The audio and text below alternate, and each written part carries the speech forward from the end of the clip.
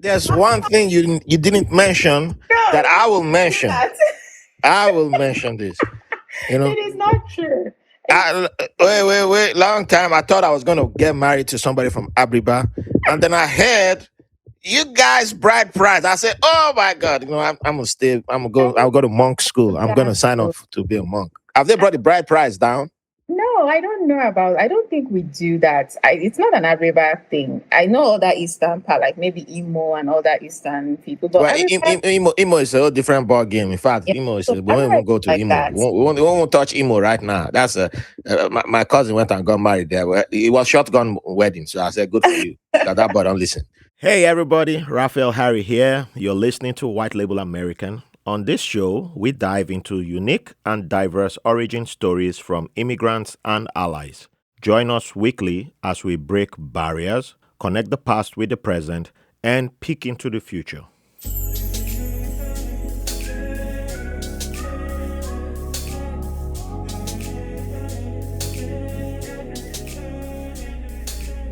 Welcome to a brand new episode of White Label American. Thank you all for joining us.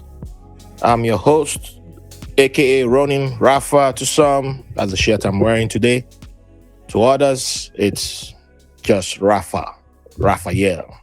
Whichever one you want to call me. If you pay Uncle me in Ralph. gold, well, Uncle Raf is there too. But if you pay me gold, you pay me in no crypto. We don't do naira. We don't do certain currencies here. Just just if you want to support the podcast, please support us with dollars. Euros we'll take. We're very pro-Western here when it comes to currency. Yeah, we don't do all that internet talk of anti-West. Keep that talk on the internet. Yep. With that being said, I'm honored to have one of my longest. Is that the correct phrase to use? One of the Longest. people. Yeah, one of the people I've known for the longest. Yeah, I've known. Well, let's put it this way: I've known her since the '90s, Since I and to was the 10. damn that okay, that make it sound like I should be on the Epstein files. No, I'm not on the Yeah. Epstein files. But I don't know that guy. I don't have that kind of money to know him. So, but I've known her since long time ago. Many of you weren't even born, apparently, when I knew today's guest. And I have the honor of having someone who's a trained lawyer. She's a mom. She's a founder of more than one business. She has experience in governance, in risk management, and social impact. She has a product that she's launching or has launched called Òrentéh. I hope I said it right. Yes, Òrentéh. And she'll be telling us more about it. But before we get to her new product, let's welcome Nnenna. Should I say the full name or should I stop at Nnenna? Nnenna is good. Okay. So I like let's that. welcome Nnenna. How are you doing today, Nnenna? I'm fine, thank you. Thanks for having me. And this is Nnenna's third appearance on the podcast. So all you got to do is go back and listen to the other episodes. Just say there's no other Nnenna that has appeared on the podcast. So there's only one Nnenna that has appeared. So one question to kick you off. Mm. What was your do you recall the first time that you saw and spoke to me? And do you recall how much hair that I had then? I think I remember the first time I met you. I have a very faint idea. You had just returned from school. You were hanging out with my uncle, Isaac. And I think I just returned from boarding house. And I've heard, it's one of those things where you come back and my siblings will tell me, oh, this uncle, he's really cool. Uncle Isaac's friend. I think you like him. He's very funny. I don't know how you stole my siblings' hearts, but and I'm just like, what are you people even talking about? Because, And then I met this guy. I was like, I think were you guys going like Mount Olivet or what's the name of that? Yeah, Mount Olivet. Yeah. Mount Olivet And I Grammar was just like, School. okay. And yeah, the rest is history. I can't go into details. But I Uh, remember. I do. oh man. So how much hair did I have back then? Oh, you had a lot of hair. You guys were cool back then. Is there any celebrity that you can use to describe the hair that I had? I mean, I don't. Maybe like Michael B. Jordan type of hair. Like Oh, okay, yeah. That's a good one. That's a good one. All right, we can end this episode here and move. I don't think we need to talk anymore. That's good. Well, I just wanted the audience to have a picture in their mind. Just picture. yeah. That's all. That's all. But Yeah. because some people only know me as somebody without hair, Oh and they can't no, picture how no. great. I still remember you. In fact, that your uniform. I still Oh no, remember that. no, but I need to remember the uniform. That's not important. Leave that out of it. The hair is what I'll Are just you go sure? for. Because I'm happy to talk about it. No, we don't need to talk about the uniform. That was the. Okay. And the hair. Yeah, the hair is the most. Yeah. You used to be like very handsome, like. I've always been handsome. If that was mad skinny. Yeah, you used to be really handsome. I know a girl, at least two girls that were tripping for you back then. They were just. I wasn't just like into the whole girl stripping. Yeah, they should have put it in writing. That's Well, they had to go through me, and I'm very territorial, so.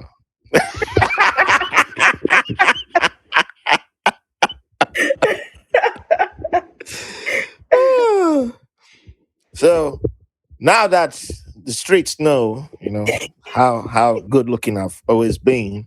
Yeah. Can you introduce the audience to Òrentéh, the new product that you're launching?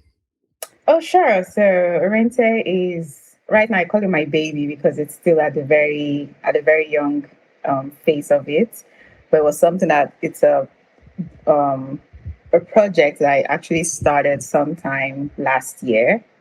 And it was really, for me, I think the inspiration came from that desire to give women, any woman really, but mostly Nigerian and African women, a very positive period experience that, feels very soft, that makes them feel very dignified and comfortable. And I just wanted to create, something that truly respects the woman's body while they are going through their period.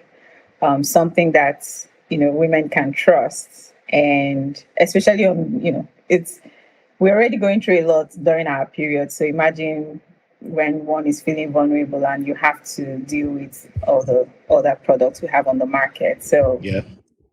So I feel like I designed Òrentéh to answer to that discomfort for so many women have silently accepted for so many years. So that's what it is. What phase of the planning are you at right now?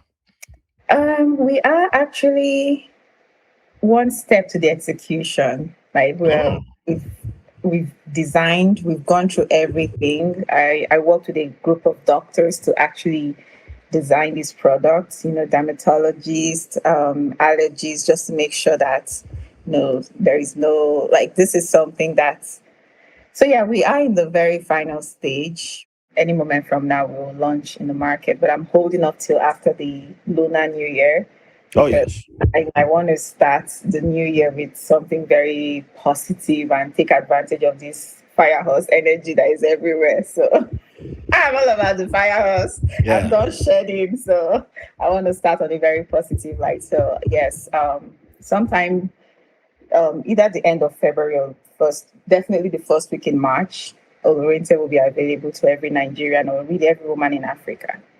Awesome. That's great to hear. And happy Lunar New Year to our friends out there who are celebrating.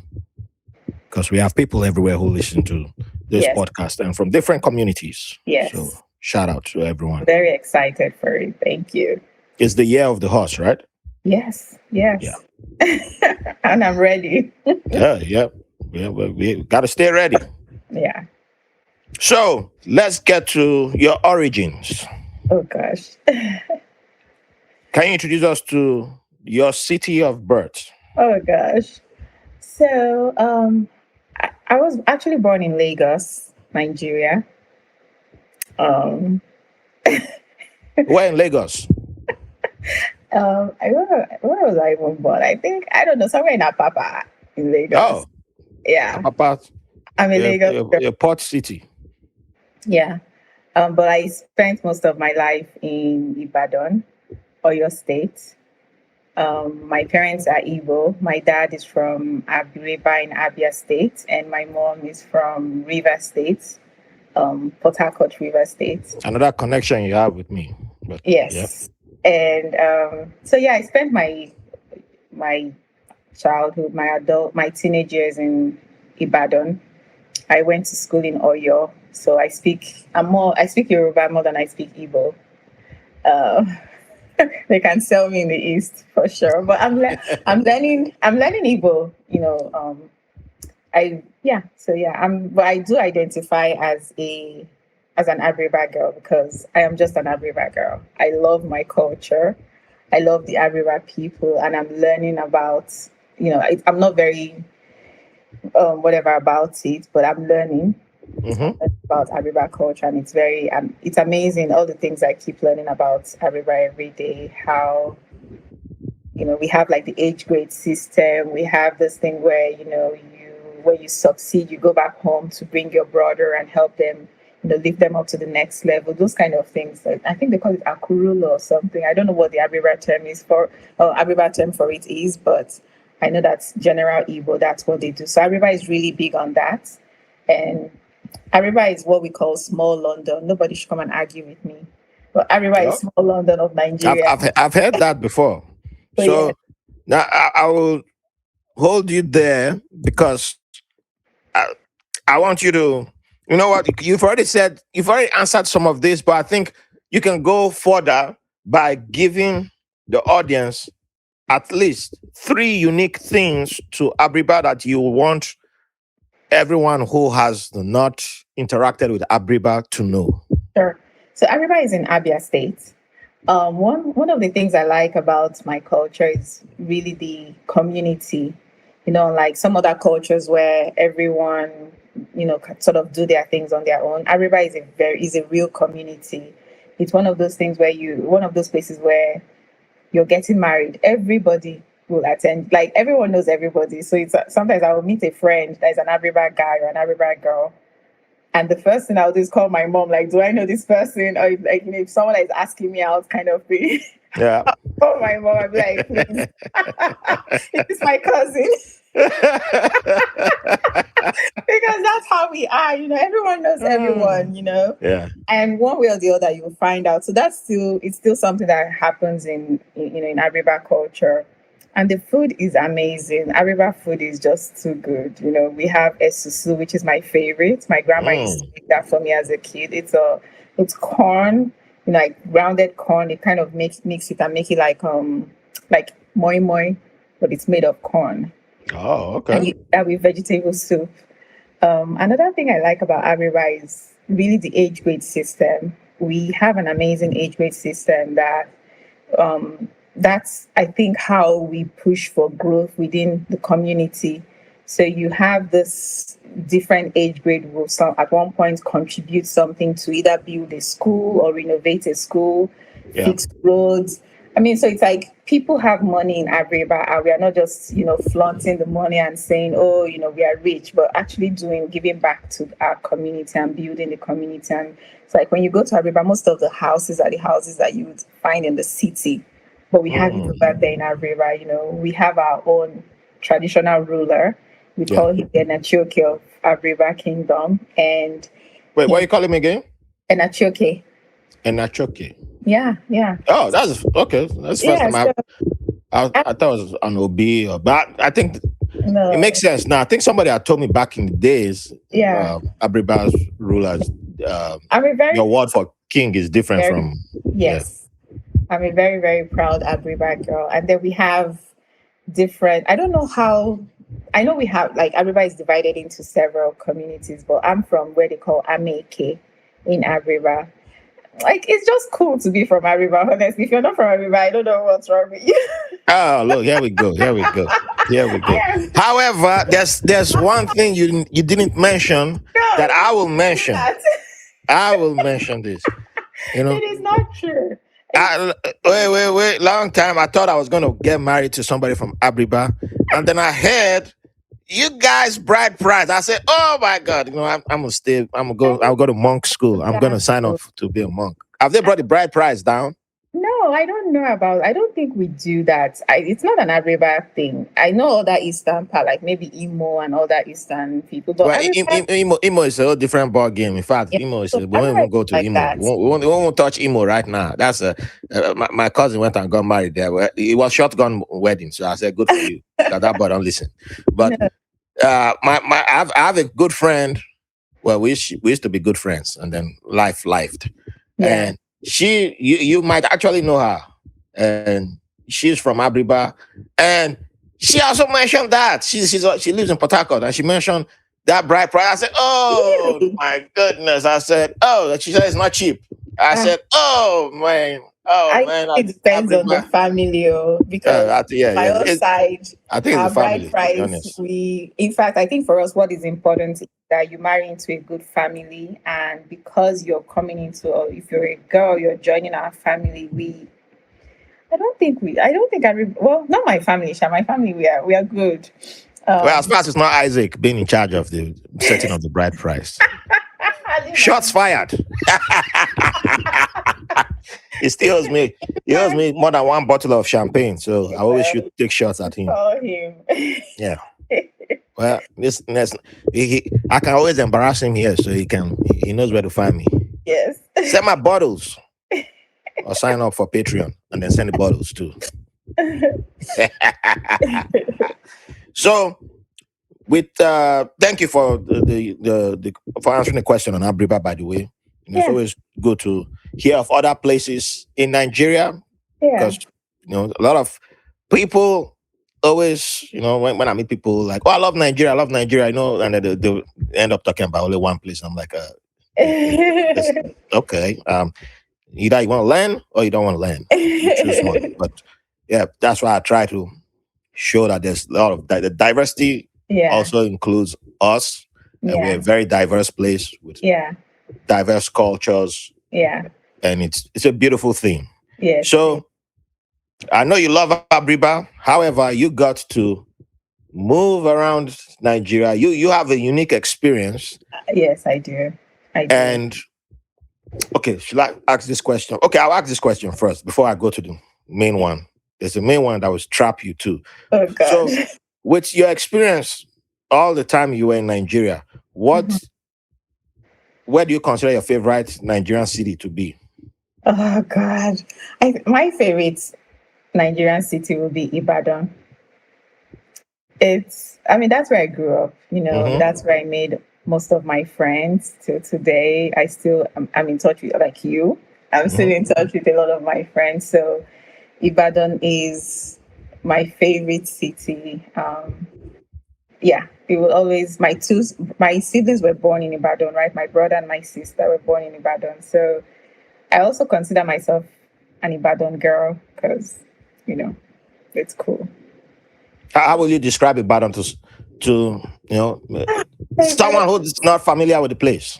Ibadan is kind of like Texas, very Western, very late. What?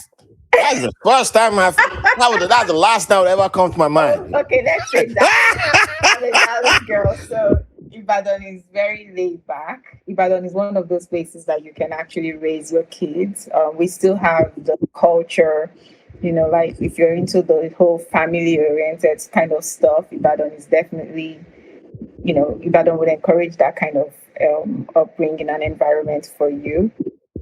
It's very affordable as well. And like I said, we still have Ibadan is known for the red roof or whatever it is Yeah, called. that dusty roof. Oh Yeah, man, there's just something special about brown roof. Ibadan. Yeah, it's a very lovely, lovely place. And like I said, most of my friends that I have today in my life, I met them in Ibadan, and they're all special to me.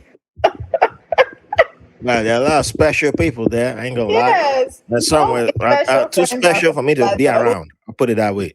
But it's not. You said a lot of good stuff by Ibadan, Yeah. and it's not my favorite place. It's okay. Sorry Yeah. to hear. That one thing you missed out on Ibadan is either you're going up or you're coming down Oh, with really? Ibadan. I Yeah. didn't know that. I mean in hills. That's in a city of 21 hills. Or, Oh, I mean, I don't no. know. I forgot No, another. I lived in Bodija, so I didn't do too much. Okay. See, bougie girl. I was the guy. I was walking around. I was always going around everywhere. Yeah. I So was like why a did yours surveyor. pass? It was always just Bodija and UI, and then Yeah, maybe an I was a orphanage surveyor. I was going all the way to Ring society. Road, going all. I went everywhere of Ibadan.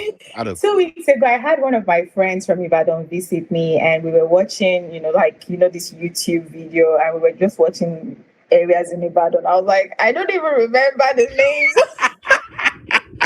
I've been to Dubai. I've been to every corner of Ibadan. I might not remember it right now, but once somebody says the name, I drove, especially when I started driving. I was Yeah. driving, I went on my as a teenage boy, I was part of the exploration. No. So for me, Ibadan was, that was where I experienced first date, my first boyfriend, my first thing. So it's a very special place to me. Like, I don't think anyone can take it away. Even Abriba can. They shouldn't. They shouldn't. No. I experienced my first night vigil there too.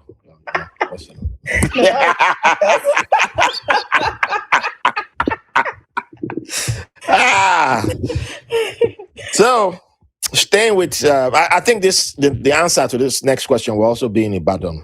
Okay. I'm willing to bet on that as Ibadan. All right, let's do it. So, at this moment, what do you consider your favorite childhood memory to be, and where is it from? So you'll be surprised, even though you think it's Ibadan, it's actually not. It's Abriba. No. Oh, okay. It's actually Abriba because, Not surprised, but that would have been my third choice. It was one of those places where, how we Igbos would travel to the east in December. On 1 December. Yeah. And so my cousins from every part of the world will come back home for the holiday. And we will all go to like the river, the stream to go and fetch water and do things, So my favorite childhood memory is going to definitely be the ones from Abriba, spending time with my grandma and my grandpa, and just how your grandparents will want to cook and give you, and you're just like, "Ooh, what is this? Like, don't eat this." And now that's the food that I crave the most. Yeah. So that I can never forget. I got to meet a lot of my aunties and uncles and cousins, and so I think that used to be my favorite. But after that, then I would say Oyo. When I was in high school, my high school experience at Oyo was actually after Abriba, I think it's Ibadan. Yeah, I was going to ask because your high school was boarding. You were in boarding school, right? I made friends. I made a lot of friends in Oyo, but when we are talking about high school, we are talking about childhood experience. It's definitely after Abriba, then Ibadan for sure. What would be the Ibadan childhood memory? It's the boys. Oh Lord.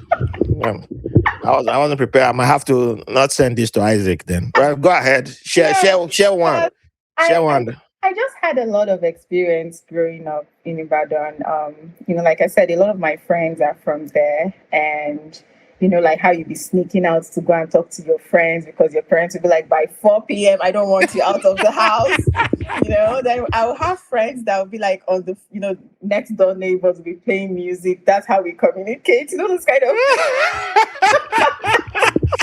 and then we'll be jumping fence to go and steal mango from someone's house. Oh Lord, that mango stealing. Oh man, that's I mean, those were fun times, fun. Yes.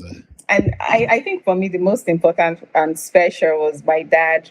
Whenever he would be returning back from Lagos from work, and we would see his car from the entrance of our estate, it's either you disappear if you've committed a crime, or you're happy, so you run towards the car and you let us in, and then he will drive us. Like, those are just special times. They don't get that anymore here, but I think for me that was special. And then of course my friends.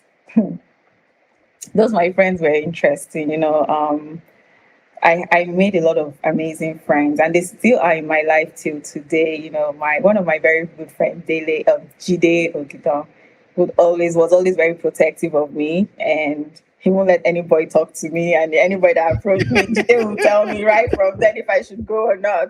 So I love Ah, Jide with all my heart. Like, yeah. So Ibadan and that's Abriba for sure. that's beautiful. So, not long after you were done with high school, you will make the the move to United States, right?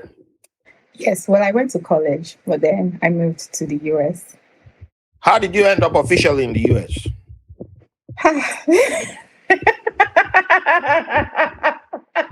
I flew here.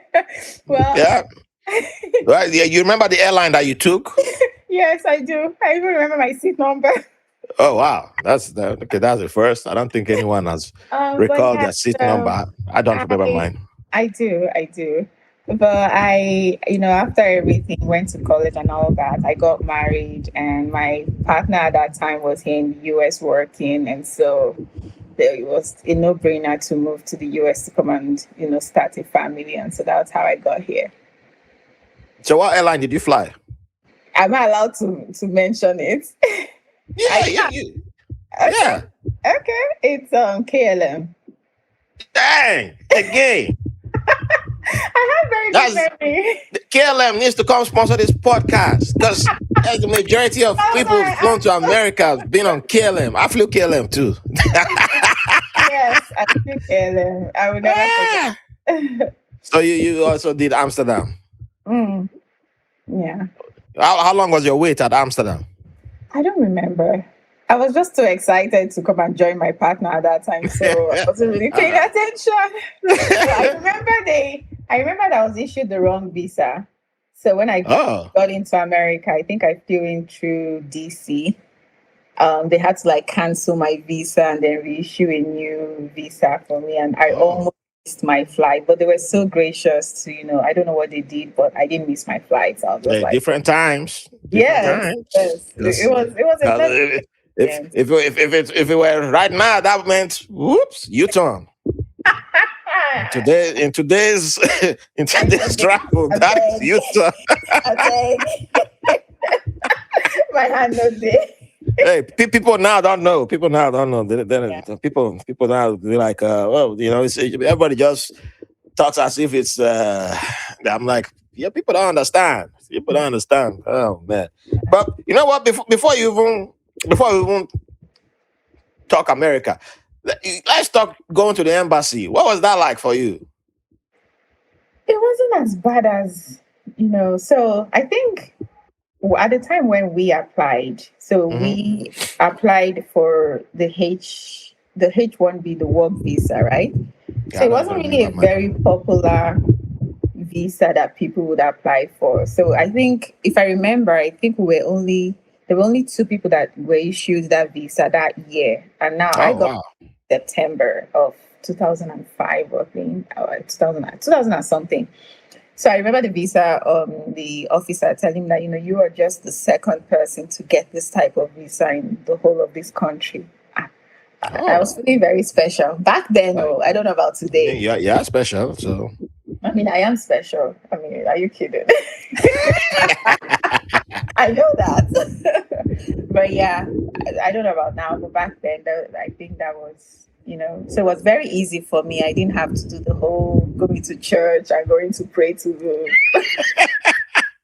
Not like I'm making fun of it. People that Hey, just saying, for the audience, I think I've said this before on the podcast. I can't remember what episode.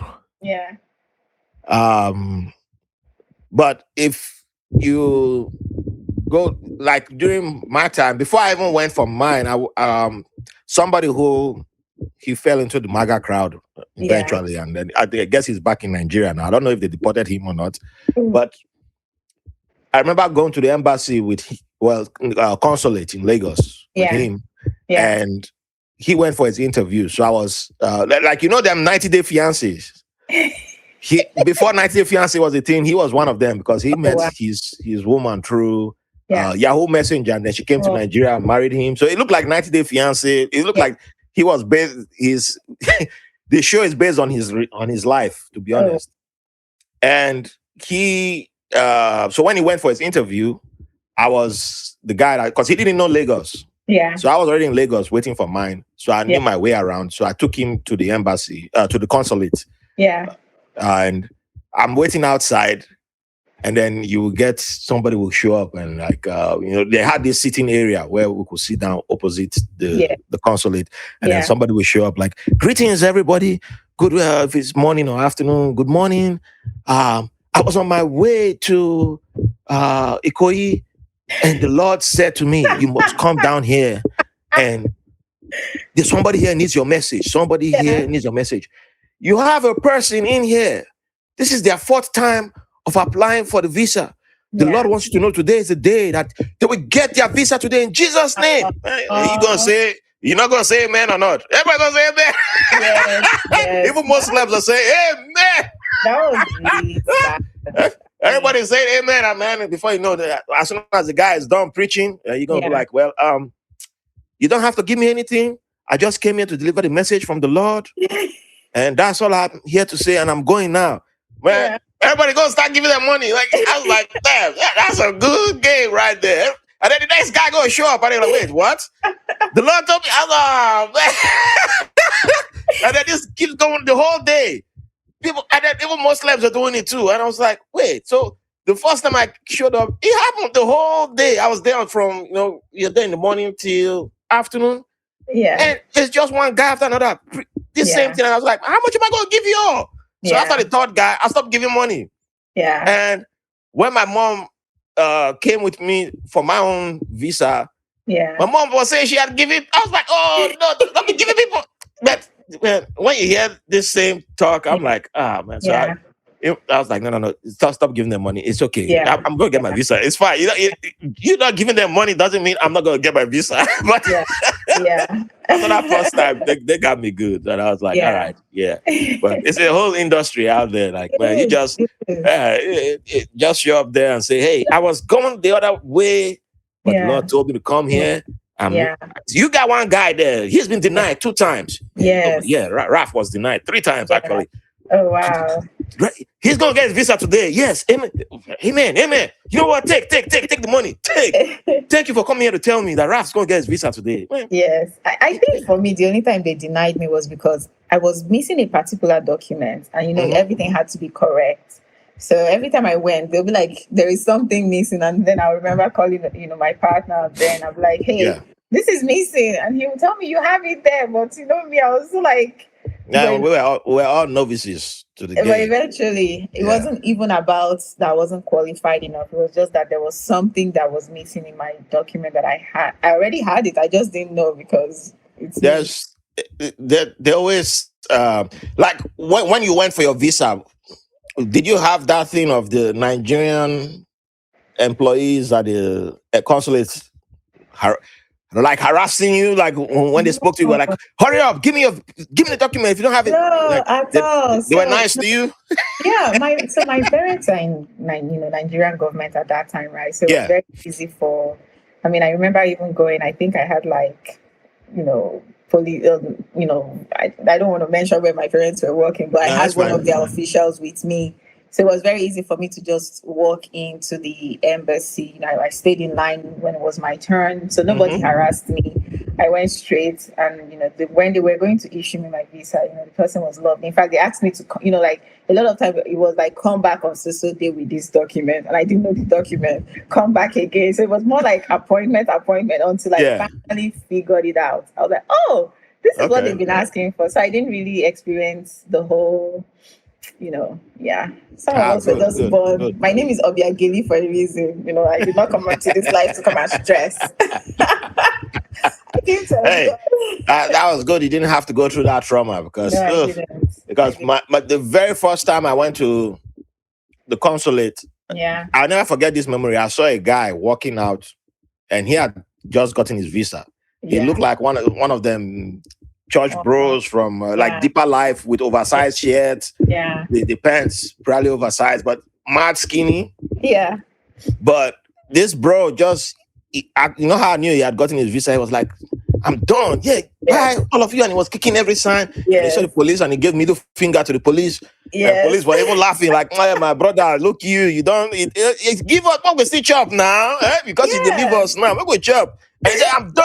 You cannot, I will not suffer in your hand anymore. I will not suffer. I'm good leaving you. Bye-bye. And he was bouncing away with confidence. And I was like, But after I went through my deal, I was like, when the day I got my visa and I was coming out, even the police, before I even, because it was raining that day. Yeah. On the day I got my interview, the day of my interview. So I had to take like a bigger bag with me, and I had extra documents for some weird reason. So they didn't allow me to take that bag in. So I had to leave it with the police at the checkpoint, at their security stand. So I knew that coming out, if I had my visa, I would have to settle. So, but when I was approaching the stand, the police guy who was standing there saw me from afar and said, this one don't get visa. Look you, see your steps. Even your steps. It's not a step of a regular Nigerian anymore. It's a step of a guy who's gone. You're leaving us. My friend, settle. Come on, settle. Before I even spoke. You won't believe I didn't really experience all those people harassing you until recently when I started visiting Nigeria, right?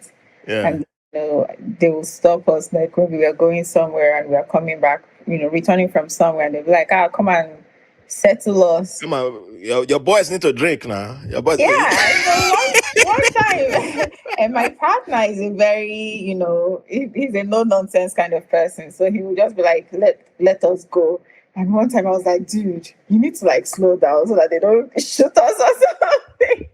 Yeah, don't forget Nigerian police. They are experts at begging, but that's a, as soon as I got my visa, because the first time I was denied, the police, that was the time police didn't beg me, because when they saw my face, they were like, man, this one. The frustration on his face. If I ask him for money, the way he might beat me up. They say, oh boy, take your bag and go. Yes, man. There's some times that when you look back, you just be like, it's comedy. It's comedy because the fact that the policeman looked at me and said, this one, if I won't even make mistake of asking him, something bad has happened to him already. I'm not even gonna try. And now I'm not gonna make that mistake of trying. You know what? Here you go. Take your where's your stuff? Your stuff is here. Take. Hi. I'm not adding to your bad news. No, you can go. But as soon as you get your visa, hey, before you even say, hey, my friend, your bill is this your bill. All right. Yeah, you're so happy. You're like, you know what? Take extra. That's how I feel when I visit Nigeria and I'm leaving. I'm always giving them all my cash. Like, okay, take. There you go. I don't even need to take. Bye. Your guy, yeah. Oh, God, good man. This is the people we need in the country. In fact, my most recent trip, I didn't have any like cash, like any naira. And I remember asking my partner, I was like, I need money. And he was like, what do you need money for? I said, I need, but he knows I always buy stuff at the airport. So he just gave me like money. But it wasn't really because I wanted to. It's because, when you're leaving, I don't feel like, madam, what are you giving us? I'm like, send me your account. Man. Some things you just have to experience it to understand. Yes. But anyway, let's come back to United States. So you arrive in America, you end up in Texas, which has now become your favorite place, your home. Absolutely. That's not for me. Ain't no. I used to love cowboys until I arrived in Texas. I said, don't try and trick me into. Don't try and wrap me into your team. Nope, that's not what I meant. That's not what I meant. I said cowboys, as in yeehaw, not your cowboys. I know you. Before you say, Raph said it on his podcast. He loved cowboys. Yeah. Nope, not that. I love it when you guys lose. Yep. So, how did you begin your journey, or how did you decide to take your journey or get on the path into your professional journey that you are currently on? And why did you not go into nursing? I don't like people. Did nobody try to advise you to go into nursing? Oh God, it was there. The pressure was there. Oh God, in fact. But my default setting is this. I don't like people. Like that is my default setting. So, and I know myself enough to know what I can tolerate. I mean, I like people when I like you, but Yeah. I'm not really into that whole faking kindness and niceness. Like it's for me, it's all about energy, right? But they say, Like but you become rich. Everybody in Nursing is yeah, rich. but They for buy me, a house. I don't ever do anything for the money. So I think that's another thing about me. Maybe that's why I am where I am today. But I remember when I was in college and experiencing, trying to figure out what I wanted. I knew I wanted to do something, but definitely not nursing. Everyone around me was in nursing. In fact, I had like three friends that were, nursing students and all that Mhm. stuff, but it was just not for me. Um, so instead I did like law and I did business stuff, and I think it was a very good decision because I'm not here hustling for shifts. No, it was because I remember the first time you told me that was like 2012 or 13. You mentioned Yes, law to me. yes, I said, yeah, sure, why yeah. not? I In mean, fact, I still it's get not. that till today. When someone meets me and I tell them I'm Nigerian, the first question, are you a nurse? I'm like, no. I said that. It's not my thing. I'm like, no, I'm not a nurse. I don't identify as a nurse. Yeah, I'm But like, there's nothing wrong with the profession, obviously. nah, there's But, nothing wrong, but but for it's not me, for everybody. it's not for me at all. I Hmm. don't know how to do it. But I do have like I said, I have very good friends that are nurses. And, it's just, I feel bad for them. When I hear their stories, I'm just like, ugh, you can do something else. But no. I mean, if the only reason you went into a career or you chose a career is because everybody's making money. Yeah. Same Yeah. thing with IT, anything IT related, forensics. If Exactly. the only reason you did it is because everybody's making money, Yeah. you're going to Yeah. burn out. You're going to I, choke in I, it. I don't do It's anything for money. yeah, I don't care. it has to be for you. You have to Yes. be the one Yes. deciding this is what I want to do, and it might be in agriculture, it might be on the, Yes. Yes. it might be an unorthodox part. I'm not saying go and do crime and then say Raf told said this. As long as, Don't. I But I am, still give my 10%, yeah. whatever you decide to Yeah. do, Yeah. if you took my advice, Yeah. you know. But Yeah. because every time I have somebody who always sends me texts like, "Hey man, this is hot right now," and I'm like, "Dude, I thought you just started this career field Yeah. 6 months No. ago," and the next thing you're like, "Oh, this is hot right now. They're Yeah. paying like 200K." I But the know. next thing is sending me another link. This is hot right now, and I'm like, what are you doing? Which one have you started? Yeah. Okay, if it's hot Yeah. for you, fine, go into it. Why is Mhm. it gotta be me? I don't want to, Yeah. I don't want to go with you. I get that too sometimes, but I can't do anything because of money. Now, if I think the people who were encouraging me at that time to become a nurse or go to nursing school, I think it's because they just saw my personality and thought, she's nurturing, she's caring, Mhm. she's kind. This would be a good field for her. But no. Well, for me, I have a different take because I was also pushed to nursing when I Yeah. arrived. Yeah. It feels like it's a security. It's a very secure field. Yeah. Because it was also the Nigerians and Ghanaians, where I lived in Virginia. They were like, "Oh, everybody here, they're into it. This one just arrived, Yeah. started nursing. This one." And I was like, "Okay, but I never. That's not even. It has never been a thought in my mind to Yeah. be there. Yeah. I don't. Then I was still a very typical Niger man. I don't go to Yeah. hospitals except I'm dying. So why will I go walk there? I don't know. No.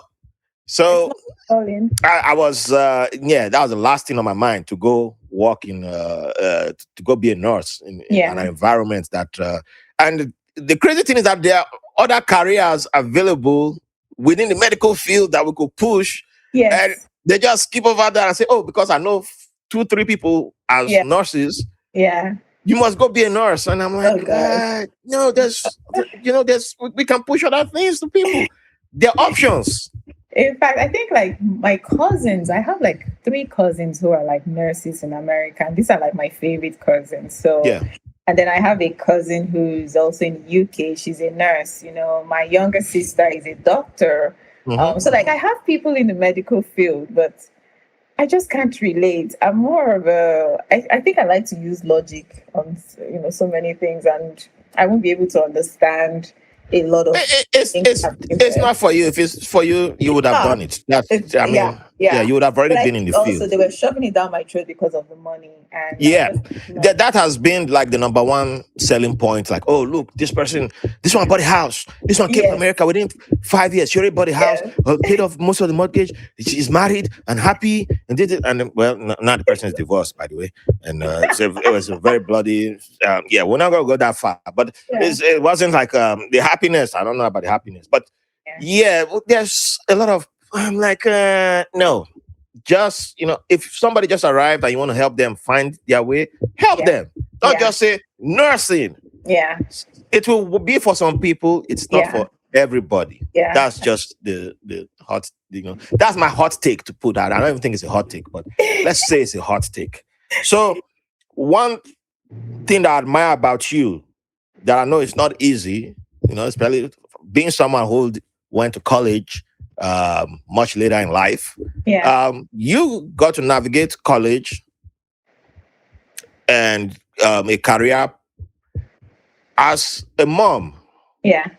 How did you navigate that journey? How has that journey been like for you?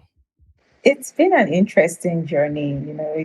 I'm still learning every day, Hmm. but I've been so fortunate to have worked for very good companies as well that understood what it meant to be a mom and also just be an employee. So I somehow found myself in financial services. I started out at one of our very good banks back then. My role was a very straightforward role. So, and I had good, amazing leaders at that time, good managers that supported my career growth and recommended me for various, opportunities within the organization. But then I later on found myself in one of the amazing best investment bank in the world. And you know, and I happen to be on a very good team. I have amazing people that I work with, whether I have a 14-year-old son who is, a very, I don't know how to describe him, but he's one of those kids that likes to be involved in a lot of things. So he's doing swimming, he's in plays, he's in, sports. Like water polo. Tomorrow he's doing track and field. Like he has all those things going on, and I've just been able to do all of that. Not and I'm a single mom by choice. So I've been able to navigate all that because I have these amazing leaders, people that I work with that, and my employer allows us to be parents outside of work. So if I have to attend a PTA meeting or anything like that, it's not something I have to start, trying to think, oh, who's going to do this for me.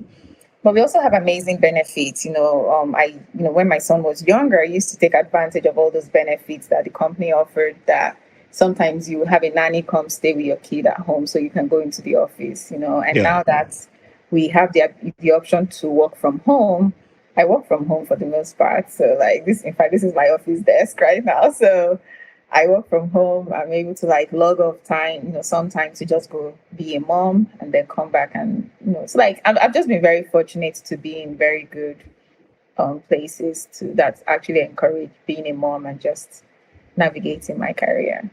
Nice. That's great to Yeah. hear. Stepping back a little bit, when it came to school, how did you handle that? I did. My son was very young when I was in school. So it was very easy for me. I don't know if I'm supposed to like, but I when I was back in school, my son was really young. I was dating someone at that time.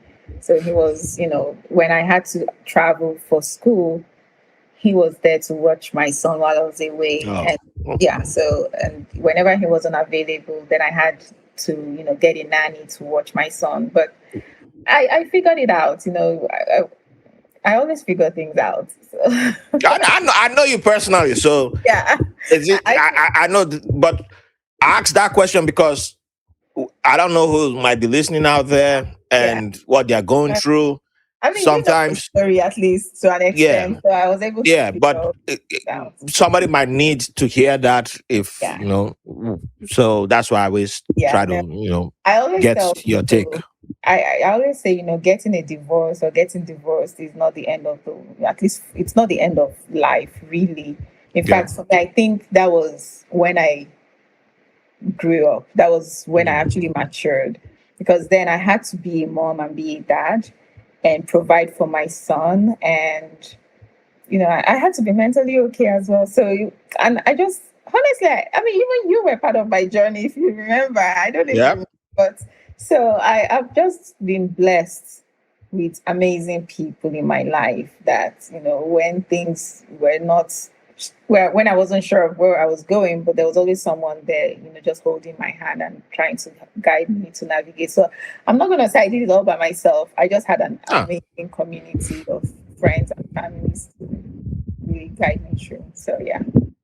yeah, and it's another reason why I'm always proud of you, because seeing where you were back then, and knowing our communities, how Yeah. the language of we frown on divorce, Yes. how it's like, oh, no matter what, you must stay and Hey. manage. Yeah, Yeah. Yeah. manage. We love saying that word. Manage. It's okay, just manage, just endure, manage. Yeah. And we use that to prevent ourselves from moving forward, Yeah. taking necessary steps. And you're an example that, no, if part of moving forward, divorce is part of moving forward. Yes. Divorce is Yeah. part of growth. Yeah. And you can't say, oh, because of my child, I will lock myself here and not do the right thing I'm supposed to do. And because of that, I would stay and suffer and be miserable for 40 years. And then, and nah.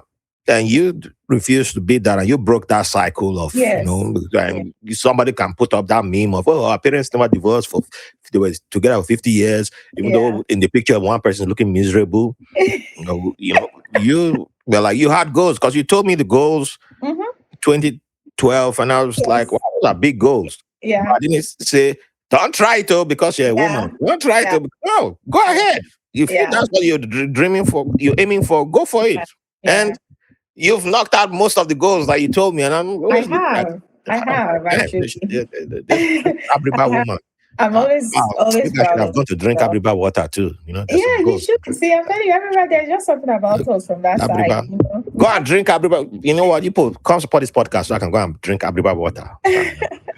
There's certain But things I'm yeah, trying to do. But yeah. it's when I always think about my grandmothers and my great grandmother and all the Hmm. women in life, like I want to, that whole thing that they always say I'm my ancestors' dream. I Yeah. think that really applies to me on every aspect of my life. Like when I look at my life sometimes I'm just like, wow, this is me. Yeah. When I feel like there are times when I feel like giving up or things are happening and I'll just remember who I am. One of my favorite movies, The Lion King, and I always say, Mm. but I love that movie because for some reason, if we look beyond the whole Simba, for me it's like my journey, where I was born for to be who I am for this role, Yeah. and finally embracing it with my whole heart and with everything in me, whether it's the time where I sort of distracted myself because I didn't want to face my realities of whatever it is, like when Simba was hanging out with Pumbaa and Timon and all those, that was him just Yeah. distracting himself. And then having this aha moment with his ancestors, which was like Mufasa in the sky, reminding him of who. And so, like, when I think about all those things, I think of myself and I'm just like, yeah, okay. I'm never alone, So no matter how bad, I always find myself and always find my way back home to There you go. yeah. There you go. See, that's why we've stayed friends all this time. And there's some people I can't. You should I hang out can't. with me. Very smart girl. If you weren't a smart girl, I don't think we would have stayed friends, because there are people. There's some people who I've tried to stay friends with. And I'm like, all right, I'll see you later. All right, I'll hit you up. I'll hit you up. But they're still waiting for me to hit them up. It's been 6, 7 years now, and they're like, when you call, I'll call you very soon. Just stay by the phone. I'll call you very Yeah. soon. So, with that being said, what is one advice you give to younger Nnenna if you run into younger Nnenna right now, let's say 18-year-old Nnenna. Yeah.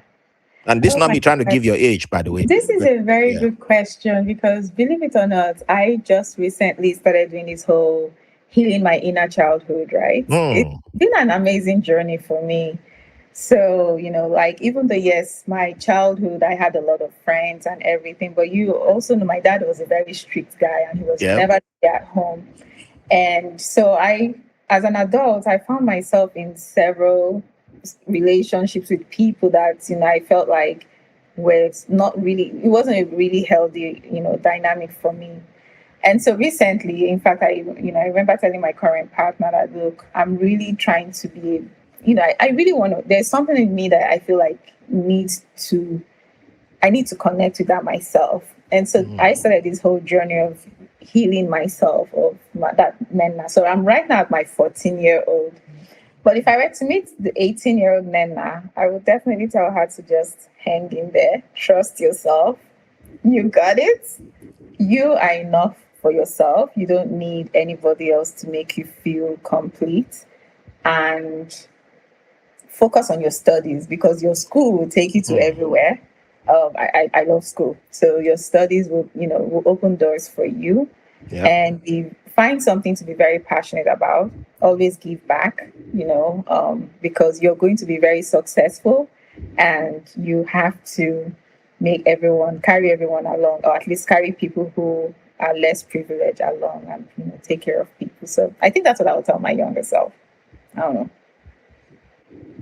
I think you already did. How did they do? Clock it. I think you already did. Yeah. So that's where I am now. That's where I am. All right. So let's step away from the little bit serious to something that's still serious, because on this podcast, it is always serious. So it's still advice you're giving. However, everybody who's on this podcast is considered a dancer. If you claim you don't dance, we stop the recording right now. Kick you out. No, I'm a dancer. I love dancing. I'm always right when it comes to this. So now you're going to give us at least 3 songs or 3 artists that can keep the audience dancing for an hour. But there's a catch. I'm not going to make it easy for you because I know you're just going to give us Afro beats. No. Afro beats. You're going to give us 3 artists from Abriba that are going to keep us dancing for minimum of an hour. Oh my God. Yeah, I thought I was going to make it easy for you. No. Okay, I only know 2. Oh, okay. In fact, I'm so thankful for this opportunity. But yes, right now, one of my favorite artists out of Abriba, his name is Emirex. He's a How do you spell that?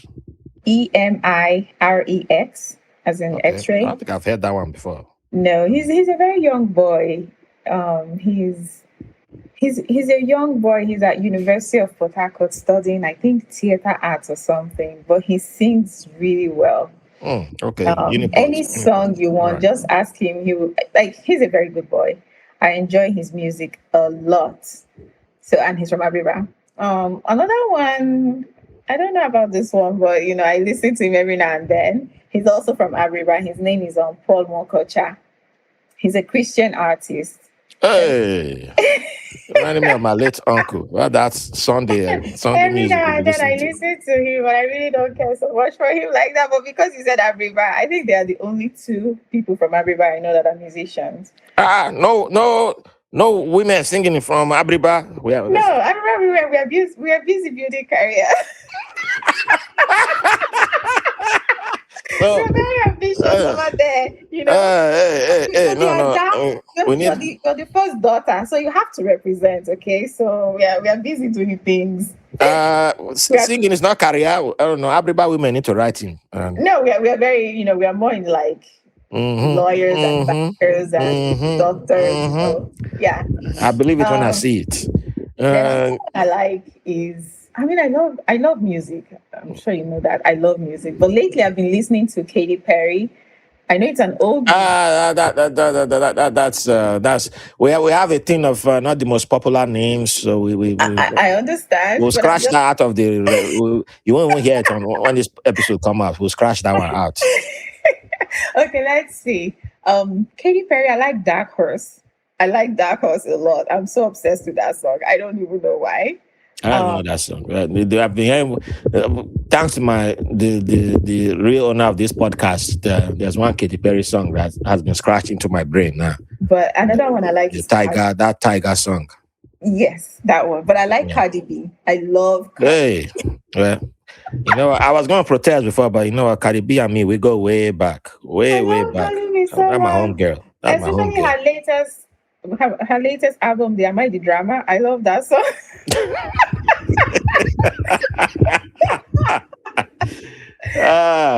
Cardi B. It depends on my mood. Today I can be listening to classical music. Tomorrow I'll be listening to country music. So, but the ones that are very consistent on my playlist are these ones that I just mentioned. There's a generation of us that's a common thing. It's always fun when I meet people here who are like, well, I can't understand. It's Nigerians who listen to country music. I listen to country. Hey, in fact, the other day I was listening to, is it Don Williams? My love for you never dies.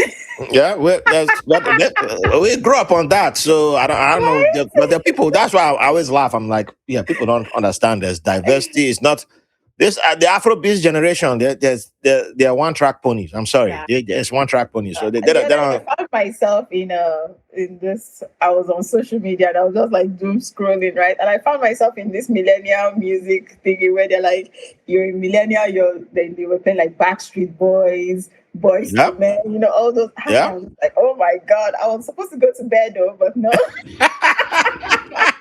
I was like, yes, I found myself here. I even thought to myself, I need to buy myself a new phone just for Instagram, so that when I see all these songs, I just, Well, I've started collecting vinyl, so yeah. Oh yeah, I used to do that too, but now not anymore. The music's it's improving. Yeah. Oh man.